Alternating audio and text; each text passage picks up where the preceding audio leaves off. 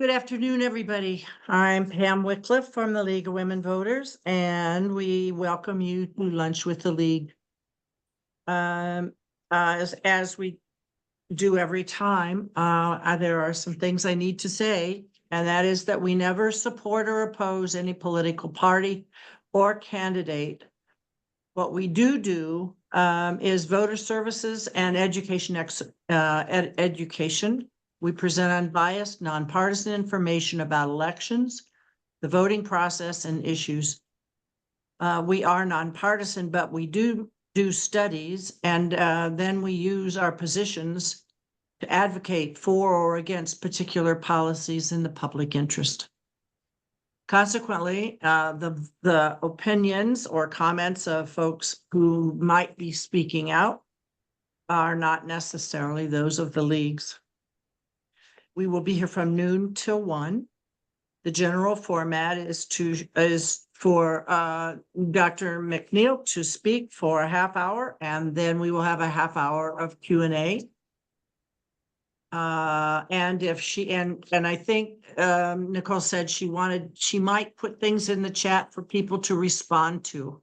So watch your chat. Excuse me.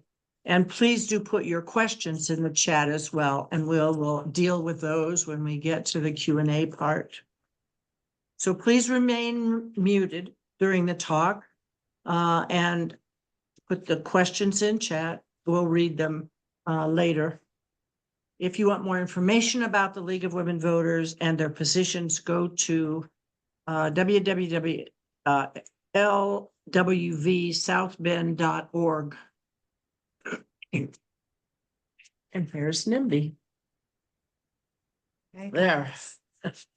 Hi. Hi. We do have a few league things to mention. One is, be sure to RSVP for our holiday gathering, which is scheduled for December the 5th at Tippecanoe Place from 5 to 7, and RSVP to Marty Heline, or probably even to Kathy, right, Kathy? Yes, but I will be gone quite a bit at that time, so that's why it's mostly Okay. Marty. Thank you. To Marty, and all that information is in the update that Jerry Platt, the other Jerry, that she puts out and did put out yesterday. RSVP by December 2nd. Also, please check your email next week and consider making a one-time or recurring donation to the league to support our programs, including the voter registration, Vote 411, and the Citizens Guide. Lastly, we want to thank the 45, specifically the 45 League of Women Voters women who volunteered over and over this year to register a total of over 500 people to vote. And we gave useful and helpful information for voting. So many more, and so many more in 2024. To all of those who are on the voter registration group and willing to receive all the emails we sent out. We sent out 1 million emails begging for folks to volunteer, and people stepped up over and over and over.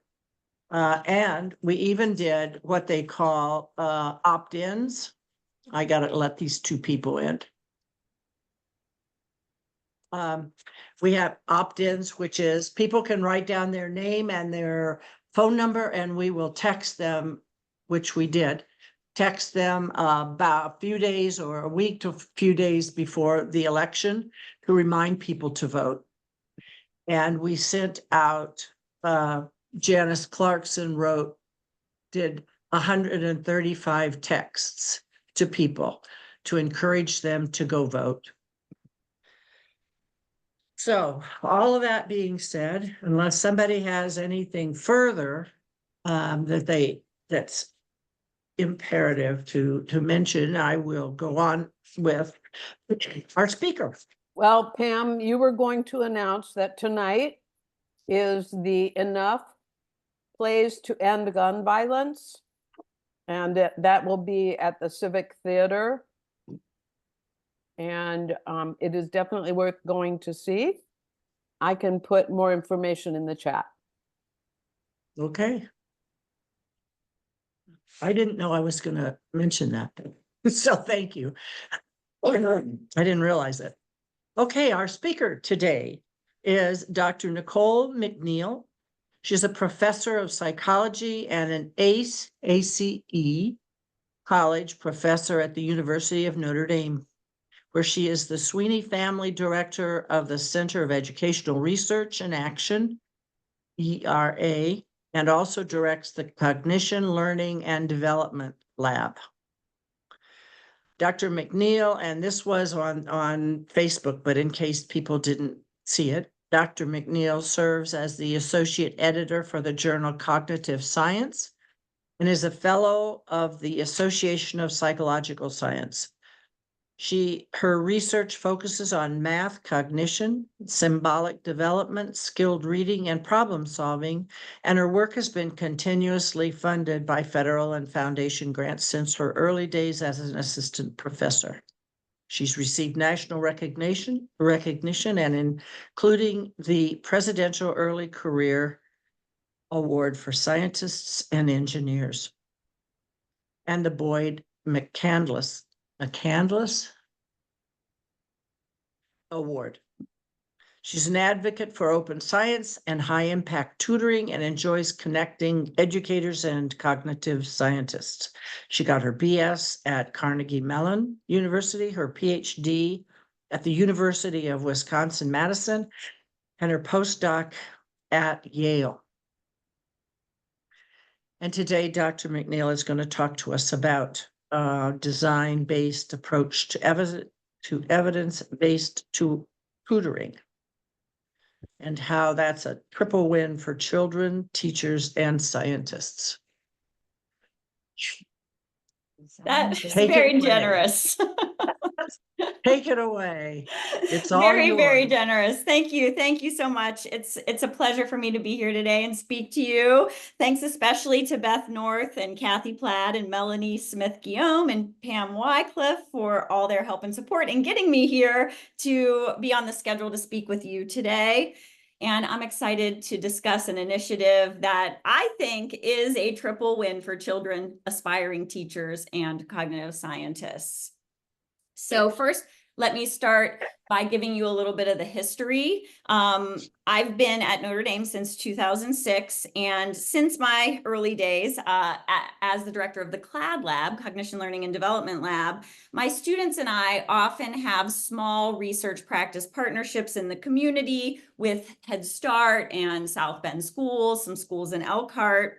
And a couple of years before the pandemic, we were engaged in a math tutoring initiative that in one of the Title I schools in South Bend.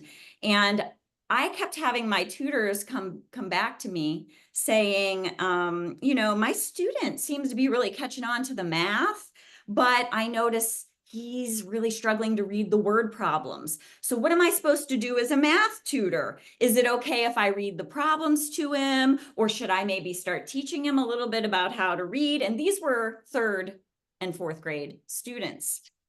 And so that was a little bit of a wake-up call for me. And although in grad school, I was at Wisconsin, and one of the world leaders of cognitive neuroscience of reading and dyslexia is there. He was on my dissertation committee, Mark Seidenberg.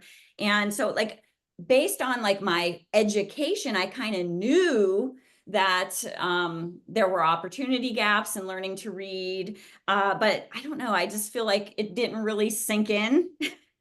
It didn't really sink into me until the pandemic.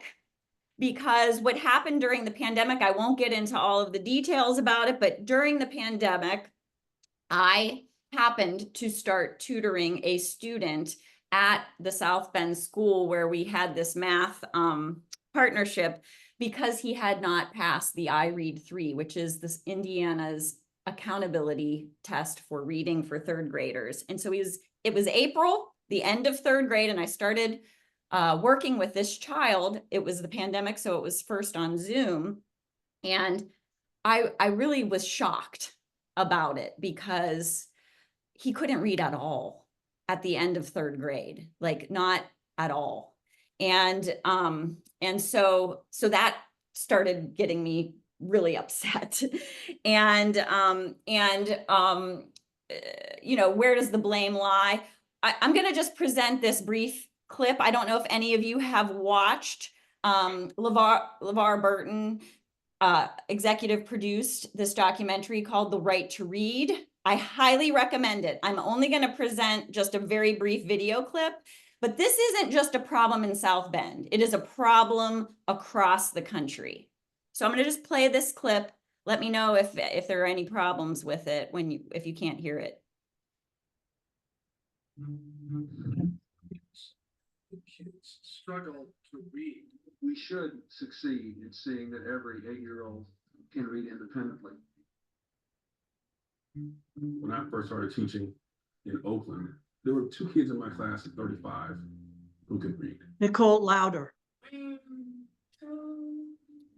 Louder? Okay. Yes. Let's see what I can do here. Louder. Let's see. Can you do it on your individual computer? Right. Let's try this. Should I start back here? Sure. Yes. Struggle to read. We Is that should better? succeed in seeing that every 8-year-old can read independently. Fine. When I Yes. first started teaching in Oakland, there were 2 kids in my class of 35 who could read.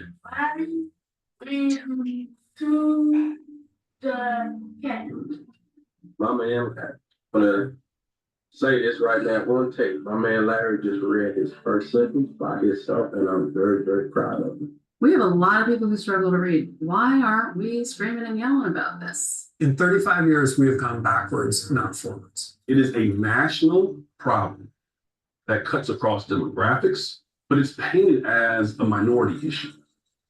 If it was a minority issue, and all these soccer moms would be spending $20,000, $30,000 to send their kids to private schools because they didn't learn how to read in school. For as long as I can ever remember, I've wanted to be a teacher. This school is the lowest performing in reading in the district. So this is a civil rights issue. We're really trying to figure out how to get Oakland kids to read. We want them to be successful in this life. We want them to be better than us. Reading is everything. That's the foundation to everything in this life. It has been said that illiteracy is one of the most solvable issues of our time. What letter is it? Wow. Yeah. Everybody deserves the right to read. Literacy is for all. So that's what I've dedicated my life to. Frederick Douglass said, once you learn to read, you will forever be free. This is not a new fight. This has been going on for generations. Here's somebody, a newer teacher, who was desperate enough, and so she has to literally fly under the radar to teach kids how to read. We want to make sure that all students have the opportunity to be with a teacher who has learned the science of reading in order to crack the code of reading.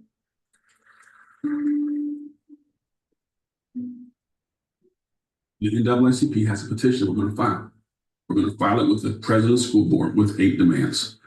The question is today, do we have the political will and do we have the moral courage to use literacy as a vehicle to include all? This is the main thing. This is social justice.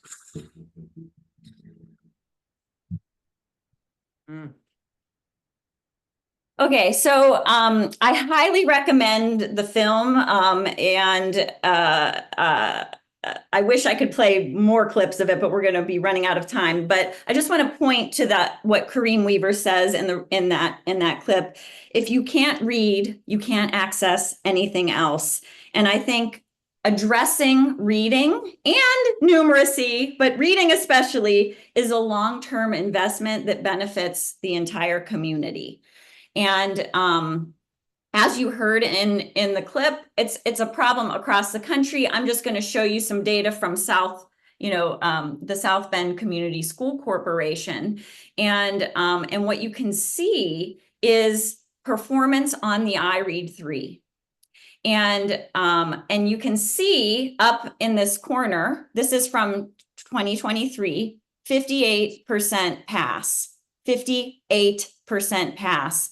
And we have some good news. We've been working at it as a community, and in 2024, it was 62%. So we're going in the right direction.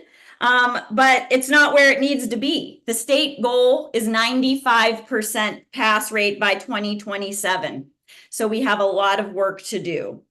And, just to recap this issue, I just can't say it enough. Millions of children in our country, including thousands of children in South Bend, cannot read. They cannot read, even at a basic level.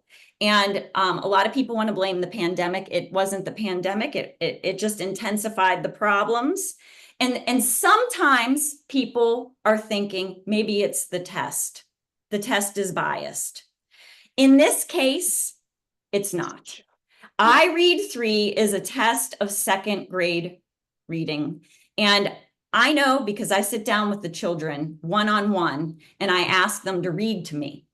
And children, second, third, fourth, even fifth graders cannot read these words that you are looking at right here. Sat, pot, beg. Okay, that isn't a problem with the testing. That's a deeper problem. And when you have kids in third, fourth, and fifth grade who can't read these words, sitting next to kids who are reading Harry Potter, Esperanza Rising, and The Giver, which you see here, some text in the same classroom. How is that fair? I mean, I don't think it's fair to teachers. I don't think it's fair to the children. Who's to blame? We're all to blame. It's not Dr. Cummings. It's not the school board. It's not the teachers. It's not the parents. It's all of us. Every person here has something to contribute to this issue. And it really matters. I will have some people saying to me, who cares? We have the technology now. We can do text to speech. We don't need kids to learn how to read. We want to bring them joy instead, or we want them to play more. We want them to have freedom. We do want them to have freedom, but I would argue if you can't read, you can't be free. And so this is just some data showing that there is a strong connection between being able to read at proficiency by the end of third grade and outcomes. It's related to a variety of outcomes: graduation, health, employment, crime, poverty as an adult. This is just showing the percentage of children not graduating high school on time. And you can see children who aren't living in poverty versus poverty, and then if they're proficient or not at reading. So children who aren't proficient at reading, who aren't living in poverty, get a lot more help. They get the help they need, and it's hidden. It's hidden from teachers because of sort of this shadow education system that we see in our country. It also matters for our communities, right? People don't think about this as much, but the Education Consumers Foundation in 2023 noted that each student who does not achieve a basic level of reading competence by third grade imposes a hidden surtax on the community, and the cost accumulates with each graduating class. And so that is increases in taxes to support school dropouts and unprepared graduates. In our local South Bend community alone, one single third grade class in South Bend Community School Corporation is projected to cost taxpayers $36 million in additional government spending on welfare, healthcare, criminal justice. So that's just one graduating class. So it matters. It matters for the individual children, and it matters for our community. It's something that we really need to work on and fix. And so I want you to think about the following scenario. Imagine you're a fourth grade teacher in an under-resourced school. You have a very diverse classroom of 25 students, many of whom are not yet reading. Cat, sat, pot. Several others in your class who are reading Harry Potter, The Giver, Esperanza Rising. What do? What can you do as a teacher in the classroom to address this situation? If you want to put any ideas in the text, what can you do? You've got 20 to 30 kids in your classroom. Some can't read any words and some are reading independently. And you don't have an aide. Fourth grade teachers, a lot of them don't have aides. What are you going to do?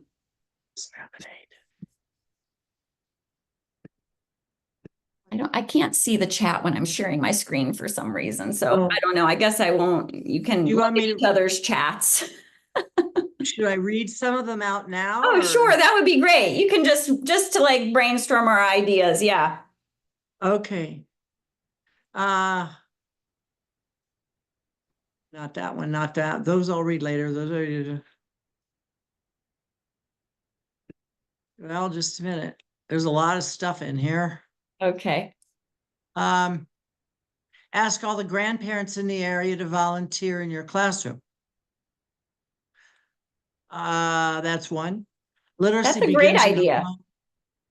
Literacy begins in the home in the earliest days of brain development, so our parents must do the work in their homes before our children begin their path outside the home. But then it was, well, that's a great idea, Beth, but many parents are working multiple jobs just to keep a roof over the family's head. Some have never learned to read themselves. The states can fund universal pre-K to address this problem. There is a bipartisan support for this in Michigan. That's not what I wanted. Match proficient readers with those who need help. These are all really great solutions, and it's challenging. I love the idea of matching proficient readers with those who need help. That's easier in second grade. When they're in fourth and fifth grade, it becomes a serious problem because they're very embarrassed. And a lot of times are lashing out in classrooms and having some behavioral challenges, because what are you going to do if you're in fourth grade and you can't read? This isn't in my talk, but I'll tell you a story. When I started, after that student that I started working with in third grade on Zoom, in fourth grade, we were able to go back, and I went to the school and started working with him one-on-one using an evidence-based reading intervention, and was taking him out of his class. And I don't know, maybe 4 weeks after I started working with him, his teacher pulled me aside and said, "You need to talk to him." She's like started yelling at me. "You need to talk to him. He's causing so many problems with this person and this person and this person in my classroom. And I need him to do, and she's like yelling at me. And I'm like, I didn't even know. I was like, "Who are you talking about?" And then she says his name. I'll just pretend. James. James? What? Yeah, aren't you his social worker? That's what she said to me. "Aren't you his social worker?" I was like, "No, I'm not a social worker. I'm just coming over for tutoring." "Oh, I'm sorry. He's having so many problems in the classroom that I assumed the district sent a social worker for him." And I swear to you, I said to her, I probably shouldn't have said this, but I was just like, I don't believe you. Because from my perspective, I had never seen a child that was more interested in learning. This child loved learning. Every single day he would say to me, "Nicole, thank you for teaching me how to read. Nobody's ever taught me how to read before. Thank you so much." I mean, I am not exaggerating. And this kid loved to read. And then he's like, "Can you teach me a little bit more about fractions? We're starting to learn fractions. Can you tell me?" But in the classroom, it was a completely different person. And so what do you make of that? Well, if you're in fourth grade and the teacher's requiring everybody to do independent, silent, sustained reading, and you don't know how to read at all, what are you going to do? If the teacher asks everybody to read out loud in front of everybody else, and you are he is a very bright kid, very bright. And so what are you going to do? You're going to be embarrassed. You have to deflect. You have to act out, and so people don't actually see that you're not reading. Okay, so I'm here to talk about one potential solution. I see I don't have tons of time, but I'm here to suggest that one potential solution that we have been exploring is high impact tutoring. And in high impact tutoring, it's not the kind of tutoring that you typically think of. And so before I show you some data, I want you, when you hear tutoring, what do you think that is? Could you put that in the chat? When you hear what tutoring is, different people view tutoring differently. What do you think of when you hear tutoring?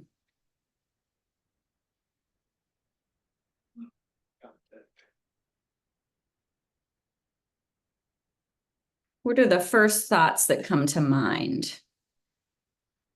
One-on-one or small group instruction. I can see the chat now. I figured it out. Oh, and I like that, adult to child. One-on-one, adult to child.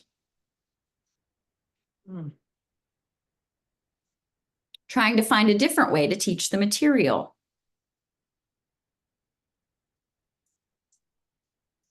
Great. Okay, so would everyone please send the link for Nicole's talk to every single person you know in the schools around here?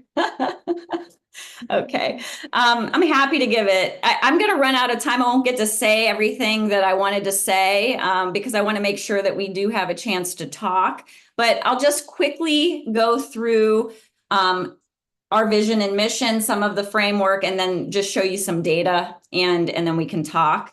Well, our vision and mission is to connect tutors to cognitive science. That's the main thing. Expand access to high impact tutoring, and that has a definition. There's something that's called the National Partnership for Student Success. This was a Biden-Harris administration program that was in coordination with AmeriCorps and Johns Hopkins. And high impact tutoring is definitionally during the school day. It's at least 3 days a week. It's with a consistent tutor. So no more than 2 tutors work in collaboration for one student. And it focuses on using evidence-based materials that the What Works Clearinghouse and Evidence for ESSA have shown to be beneficial for teaching children either reading or math. So it's definitional. Sometimes when people think of tutoring, they think of after-school tutoring where volunteers show up when they feel like it. That happens a lot, and that doesn't work at all. But high-impact tutoring has the largest effect size in all of education. Of anything, it has a stronger effect size than reducing class size in early childhood education. The effect size is enormous. It's just expensive. It takes a lot of resources. If you're going to work, you have to be 4-to-1 ratio or lower to qualify as high impact tutoring. So it's logistically very challenging, but we have known this forever. It's not like a new thing, right? It's not an AI solution that's going to fix things. Working one-on-one or in pairs with somebody who cares about you and knows how to teach reading or math. It's like as old as time, isn't it? I mean, I'm not proposing anything new. So it's just getting people to do it. It's hard. It's really, really hard to get people to do it. So the other thing I want to say is tutoring is for everybody. So I know we're talking about kids who don't know how to read right now, but there is a wave that in a lot of schools across the country that are calling What I Need Time.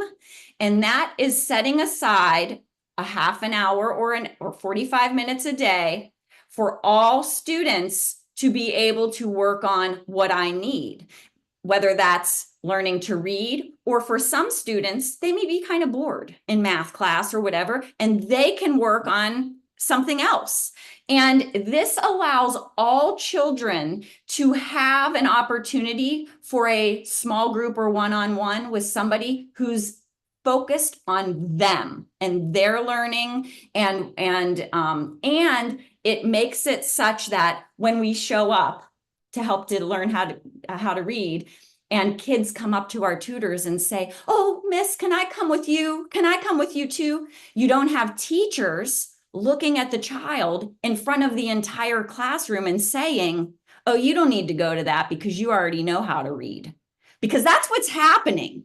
Teachers are doing that. And I don't want to blame teachers. It's in our mentality somehow that if you're going to get one-on-one support, it means you don't know how to do it. And we have to move away from that, because guess what? All the wealthy people hire tutors for their kids. All of the wealthy people hire tutors for their kids, and it's hidden. It is a shadow education system. And I mean, $1,250 an hour is a little much, but it is not uncommon for $100 or $200 an hour. And it takes 20 hours to really see a difference in what you're learning. And that is inaccessible. So I really want you to get the message out. We have a shadow education system. What we're trying to do right now with AmeriCorps support is to reduce that opportunity gap and try to get our students in the South Bend area to have somebody who can serve this shadow education system to them. Because guess what? It doesn't matter how much we improve teaching in the school. That's important. But wealthy people are always going to try to get an advantage. And really, can you blame them? What are you going to say to them? Don't get stuff for your kids?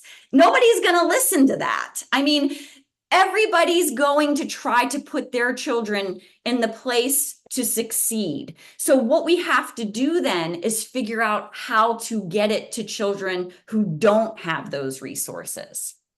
All right, I'm not going to talk about all of these things, but just because this is the League of Women Voters, there is a bipartisan support for something that's called the Paths to Tutor Act.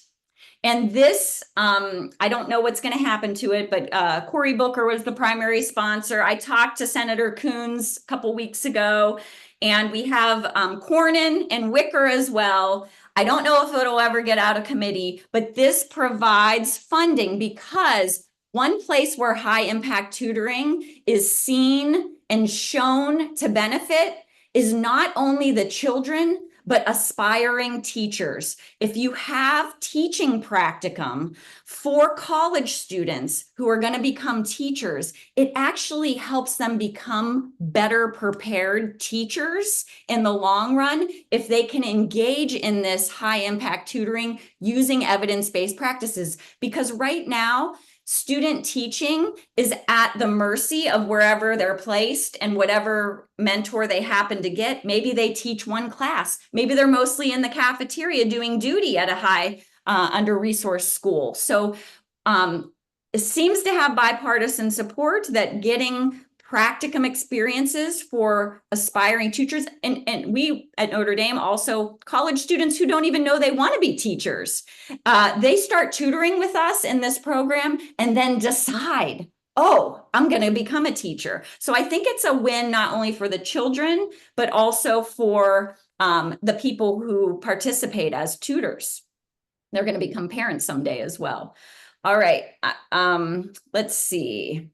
I'm going to skip this and just show you just a little bit of data, because what we're doing. And we're getting down to the end, Nicole. It's 20 till. Okay, yeah, exactly. So I think I started about 10 minutes late, but I'll just show a little bit of data, and then you can ask me questions, and we'll do the rest kind of through there, if that's okay. Yes, that's great. Our data is really awesome. So we're on track to support about 500 tutors a year who will expand evidence-based tutoring and assessment for 800 preschool through grade 8 children annually. I want to tell you about this past summer because I don't have it in my data. This past summer, we supported a pilot program for third graders because of this law. They had a pilot year. Like last year, if you didn't pass iRead, you didn't have to get held back. This year you will. So they had South Bend Public Schools had a pilot summer program. And we didn't have the resources to support all the locations, but we could support one location with our tutors on top of their regular summer school. And initially in March, when they took the iRead 3, the test scores were equivalent across all of the locations because to get into the summer program, it was students who didn't pass the iRead. So everybody had the same test scores in March, but by the end of the 3-week summer program, the third graders where we were supporting doubled the iRead pass rate of all the other locations. So if you would have asked me ahead of time, will 3 weeks matter? I would have said no. I would have never wanted to base it on that data, but I was shocked when it really does make a very big difference. Here's some data from the school year program. This is showing growth. This is from data from 2023. On the y-axis, you see iReady ELA growth. The red line is what's predicted at the beginning of the school year. Here's how much growth we would expect.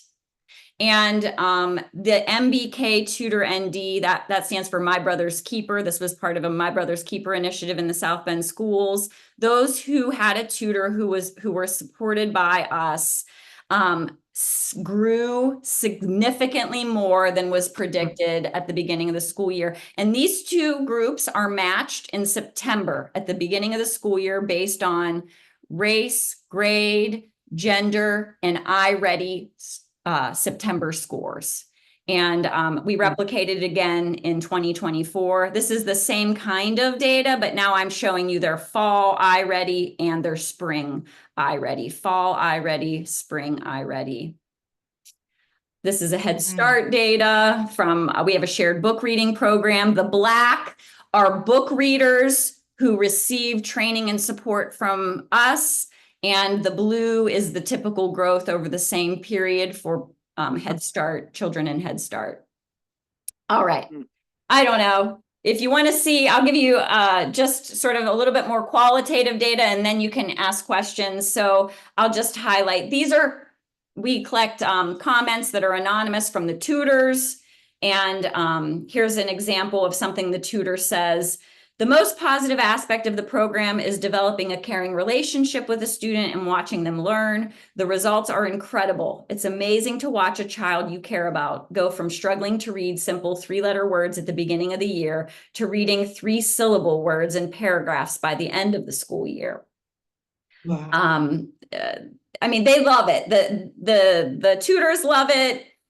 Here's another example. It's so much more collaborative than tutoring normally is. We have all this material and resources at our disposal, mentors to answer our question and troubleshoot, and peers to share our ideas with. I love being a tutor. I will always look forward to my tutoring sessions with my students. And then the school board asked us, well, what about the students? So now we collect, we have somebody who's not their tutor sit with the child and say, we want to know, can we improve the program? What do you want to say about the program? And then they type down what the children say. And here's some examples of what the children say. I like the quote here. It's like learning, but it gives it a funner touch. And I like that you all try your best and are very kind. I would give you all a star. Thank you for having me. I pray for them to have a good weekend in life. I mean, the kids are adorable. I'm finally starting to actually be able to read. I mean, the children feel it when they're learning to read and they get very excited about it.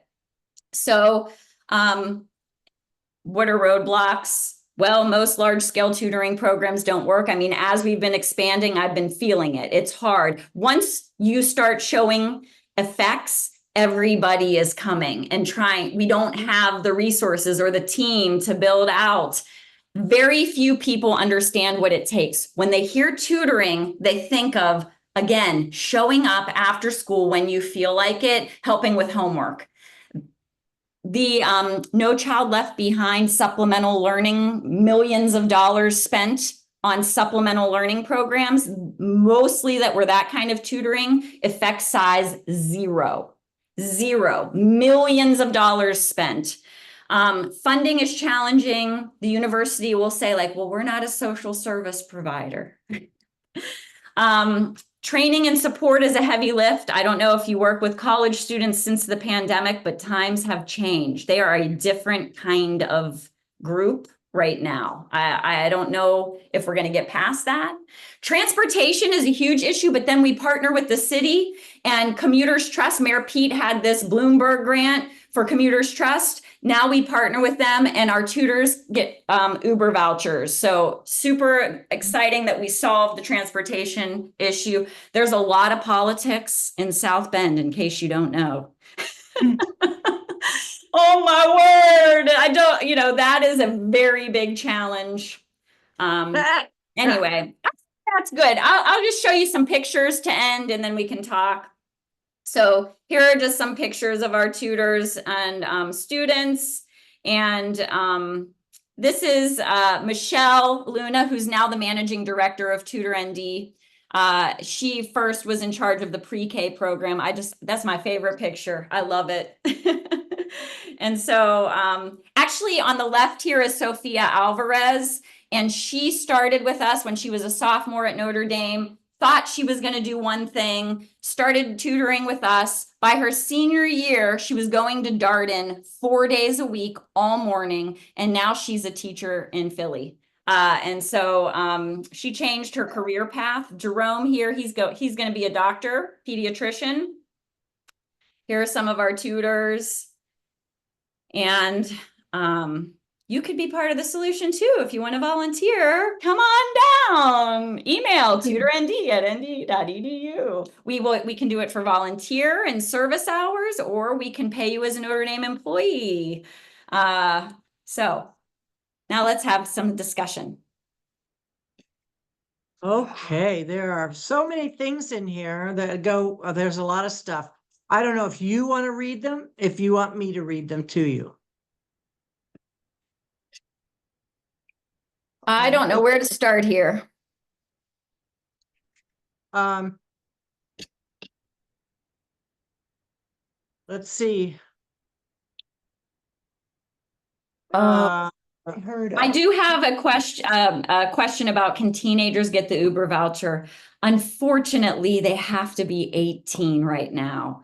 But I am going to work on that because we just partnered with we just sent an ad out to like Washington high school students because we did a pilot program with St. Joe High School to see, to start to see if they could walk across the street and do some tutoring at St. Joe grade, just as a pilot to see if high schoolers could be similar to our Notre Dame students. And the high schoolers knocked it out of the park. I mean, they were awesome. So now we want to try to get students from Washington, Riley, and Adams, and hopefully to work with us in the summer. Anyway. Nicole? Yes. You know I'm your #1 fan. And yes. I thank you so much for being here because it's so important for everyone here and everyone we can spread the news to hear what you have to say. And I wanted to bring another angle at this to the attention of everybody. Noel Yarger, who some of you may know, Noel or his wife or both, he offered private tutoring to every one of his employees for their children as an employee benefit, free of charge. And he got pushback from the parents. Why? Because they felt that might be an invasion of their privacy. There was a trust issue with some of them, but some of them did take him up on his kind offer. And he paid for tutoring for his own children and for his grandchildren. What Nicole is talking about, the shadow education system, is very real, and it does not show when you are trying to illustrate to a congresswoman or a congressman or a senator it does not show. You have to show all the data and show the differences in order for them to understand. Many of them went through public school. Many of them went through private school. Many of them have their own private tutors when they were growing up. Anyway, I'm off the thing. I'm going to get silent. Yeah, I mean, Notre Dame offers it as well. And that is how, in fact, this, as I said, when I started at Notre Dame, I've always had small research practice partnerships, but it kind of depended on me getting my NSF grant and putting it in as outreach, or, working that research practice partnership as part of the grants.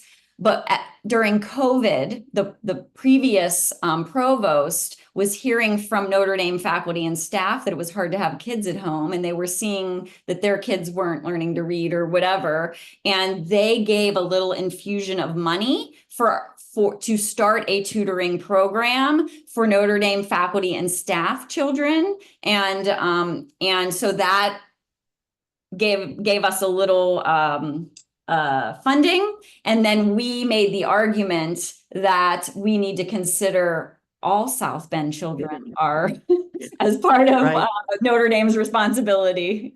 Yeah. Right. Now, here is a couple of the questions that I went through some of the stuff. You'll want to read them probably because they're most of them are comments, but here is a question.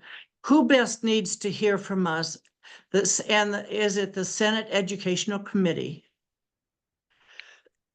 Well, I will say one thing. Indiana has a tutoring, state-sponsored tutoring program.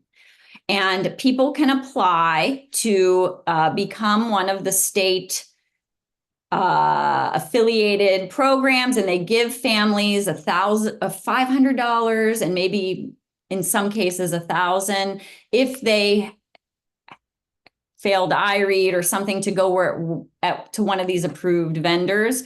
But the South Bend schools have asked us, why don't you do this and become part of this? You need to hire a whole person just to manage the administrative burden that the state puts on. And some of those tutoring programs are good and some of them aren't. I'm just going to be honest. Like Sylvan's good. I'd recommend Sylvan. It's lasted a long time. Sylvan can, but like some of the programs that apply, I don't know how they're making the decisions. I get skeptical, Okay. but yeah. Another one is, will high impact tutoring require volunteers to receive training in the science of reading? And does the NEA support high impact tutoring? That's a great question. We have training and we support all of the tutors within the context of a learning design team. So we have an instructional coach at every site where we're at, and they and the tutors become part of a learning design team that implements programs that have evidence for ESSA or What Works Clearinghouse, U.S. Department of Education's What Works Clearinghouse. They start there and then they tailor it to the children to make sure that they're getting what they need. But yes, we have training for every tutor and it is free. I am very, very, very skeptical. I'm not against business. Beth, don't hear this as I'm against business, but I am skeptical of any for-profit company in the education space when they're charging a lot of money for tutoring. I think learning to read is free. Learning to read, and then nobody should have proprietary learning to read stuff and charging people a lot of money for it. I'm totally against it.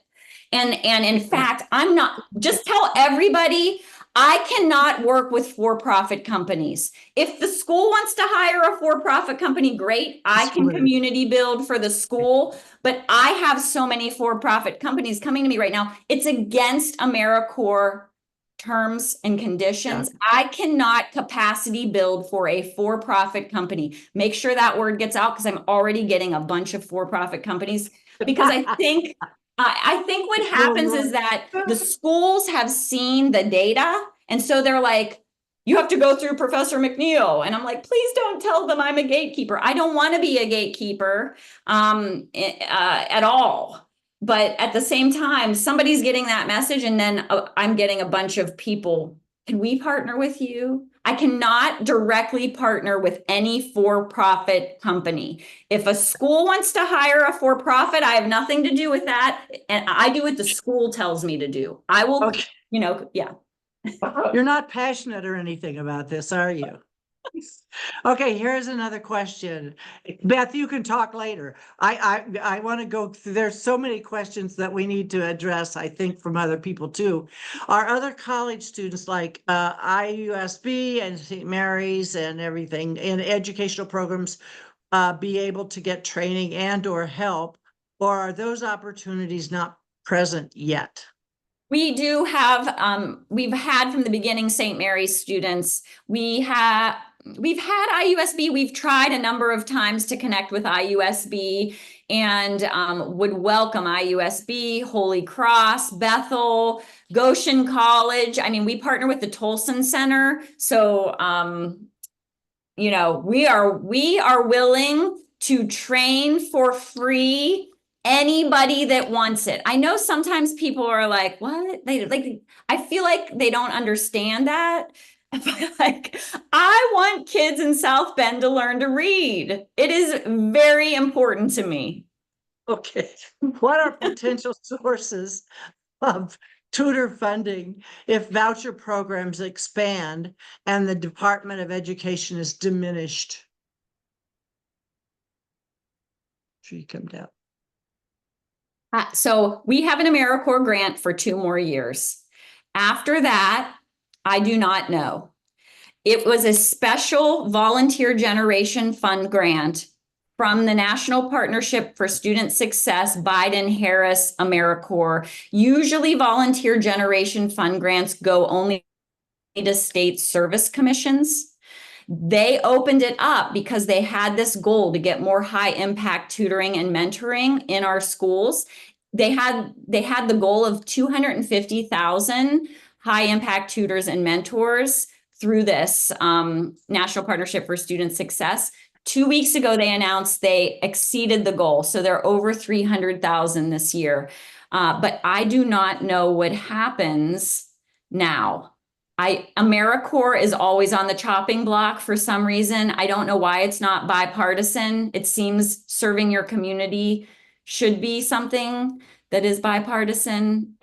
It always seems to get over the line at the end. At the end of the day, there is bipartisan support, I feel, but I don't know. Okay, now we got to keep going here. And folks, we may run over there. Do we have a lot of questions? We should have made this a 2-part presentation, Nicole. Some of the Medicare plan and Medicaid plans have programming, but I don't think it's high quality. Can teenagers get the Uber voucher too?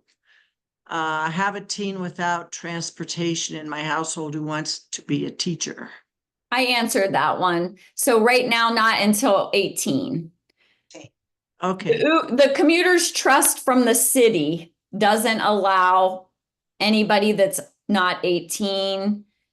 Maybe there will be a way if we could get a parent waiver or something. I will start looking into it. I did have that on my list of things to do because I want to recruit more high schoolers. Here's a question. Can you explain how your program is different than the type of one-to-one after-school tutoring that has proven ineffective? That's part of the question. Then what are the specific things that make your program different and more successful? Okay, yeah. So I can let me see here. Let me show you a slide maybe.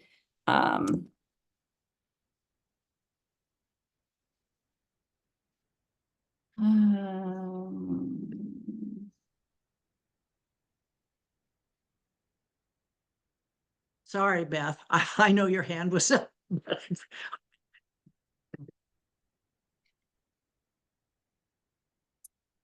Let's see.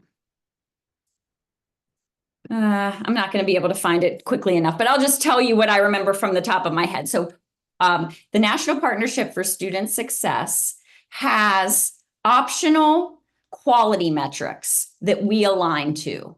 The quality metrics are the following. Number one, it, when possible, happens during the school day. We do have some programs that are after school as well, but a lot of the principals told us our highest need children often don't stay after school. So during the school day, it is 4-to-1 ratio or lower. Most of ours is 1-on-1 or 2-on-1. Number 3, training and support for all of the tutors. Like I said, in the context of a learning design team, they receive training on what works, what has been shown already through rigorous evidence to teach children specific things, reading or math. We use U.S. Department of Education's What Works Clearinghouse and Evidence for ESSA. We start with those programs, we teach them how to implement them, and then they have to receive tutoring 3 days a week or more. So minimum is 3 days a week, no more than we consistent tutor. So we work with college students who do sometimes go abroad, but we require every tutor to sign up for at least a full semester. And most of our tutors stay longer. I mean, even if they go abroad, they come back the next semester and then come back again. So consistent tutor based on what works during the school day. Ratio. Did I forget anything? Oh, I know. Every student receives pre, mid, and post test, and the screening places them exactly where to start based on their need. And we have acceleration for kids based on if they're showing that they're going faster, then we accelerate them. If they need a little bit more support, and being in the small ratio allows you to progress monitor and tailor for exactly what they need. Usually in a after school tutoring program, kids show up, all different grade levels, volunteers show up when they decide to. They often don't show up if they get stressed or whatever, and they do homework help. Yeah, okay, okay. Could you please put the volunteer info screen up again or the information in the chat? Yes. Let's. That probably is that VR code, right? Yes. Now I've moved my screen. And we have at least, well, we have a bunch more, questions. Should I do another question while you're looking? Sure. Yeah, here it is. Okay.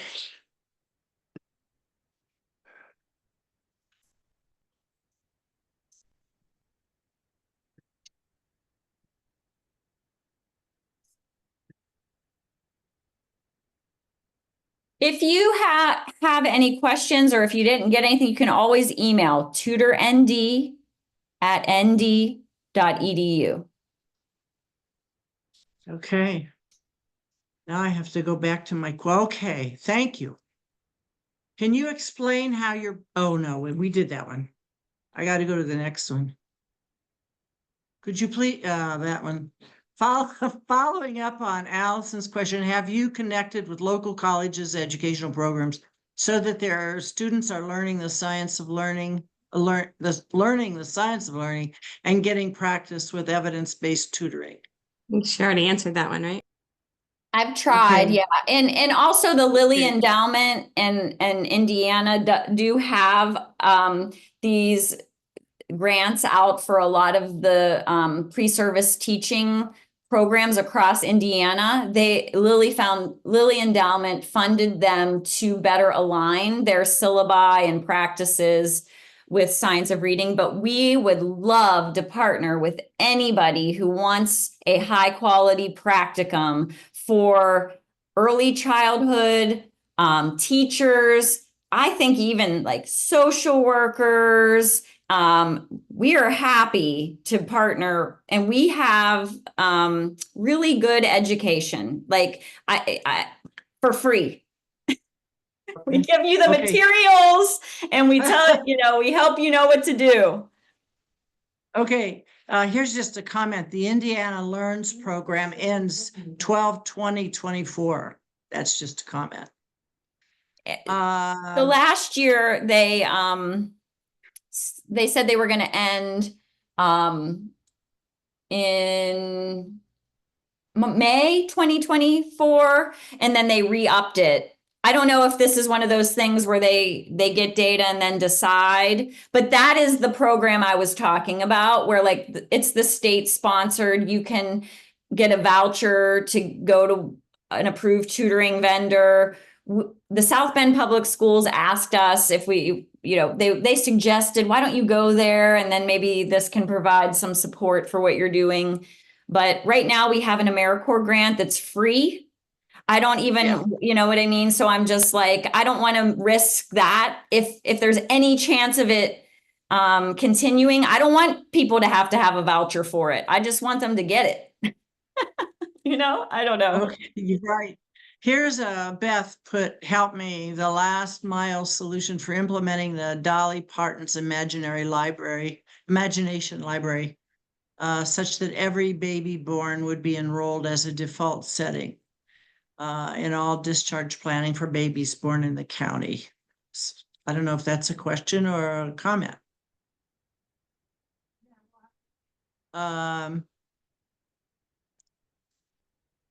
mean, so one thing that I will say is one common sentiment. If you ask people, how do kids learn how to read, they'll say it starts at home on the lap of a loving parent, or something like this, which please don't take away that Professor McNeil came and said, don't read to your kids. That's not what I'm saying. You know, it is absolutely wonderful to learn to read with your children. It especially is helpful for language development.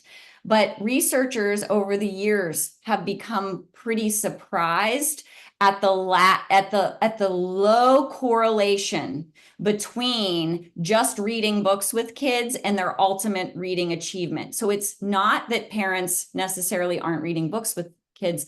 If you do a study and look at using eye tracking, where do children look when a parent or teacher or anybody is reading a book with them? It's like 98% of the time, they're looking at the picture or the person's face. They almost never look at the print.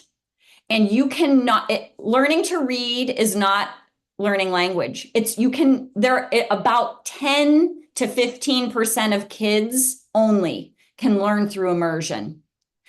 Some kids can just by being read to. The large majority of children cannot learn to read through immersion. You need people to point to the text as they read, to ask questions, not just about the story and the picture, but about the text. Because one of the most important early childhood things that helps learning to read is print awareness. So developing that understanding that my language can be represented with symbols.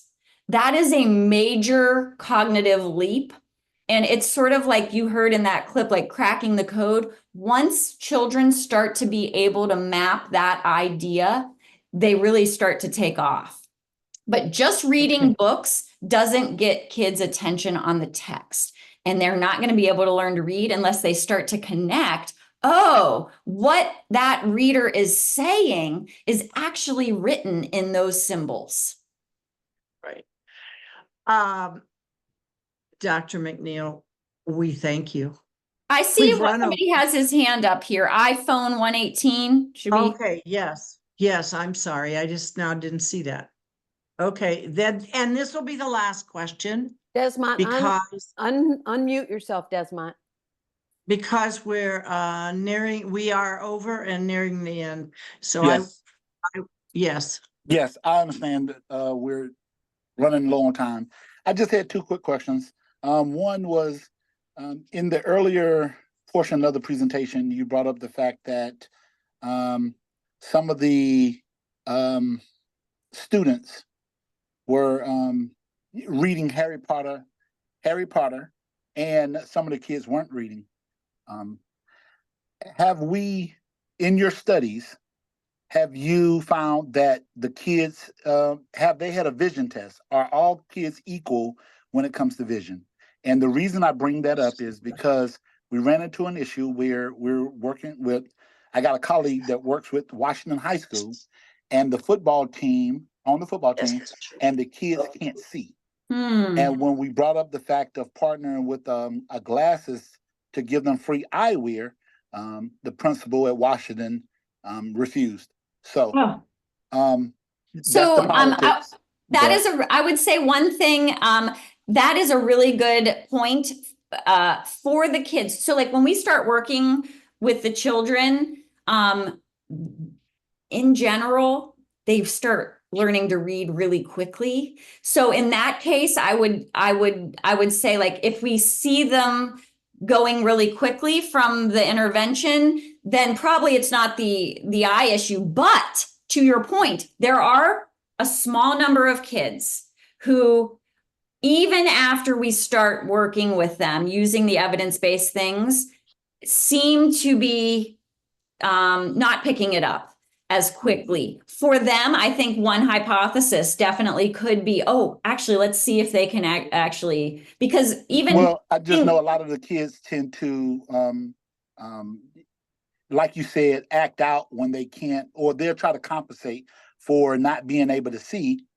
They won't admit to it as a fourth grader. And then the last part of that is in your studies, are all the parents, and I don't want to get into the politics of it, but is this two-parent households? Is this one-parent household? Because I believe all those things matter. And I know, and if we're in a community, all those things matter. And if you having a two-parent household where education is pushed versus where it's not, I believe even if we are putting money into tutoring, if the children are going back to a household that doesn't encourage education, I think it just makes it more of a difficult situation. And I will end it there.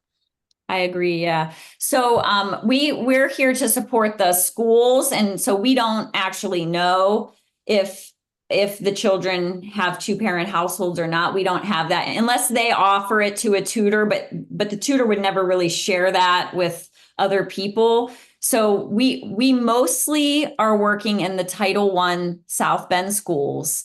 And so that can give you a sense of, but we also work, we also work with some of the Catholic schools. We work with some Notre Dame faculty staff kids that are in Penn, for example. But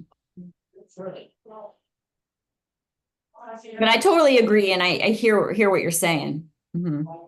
If I may, I'd like to say that my grandsons go to Swanson. I don't know if that's one of the South Bend schools you work in, but they've won they have the highest reading and math scores in the whole state of Indiana. And I would like to think you have had a lot to do with that.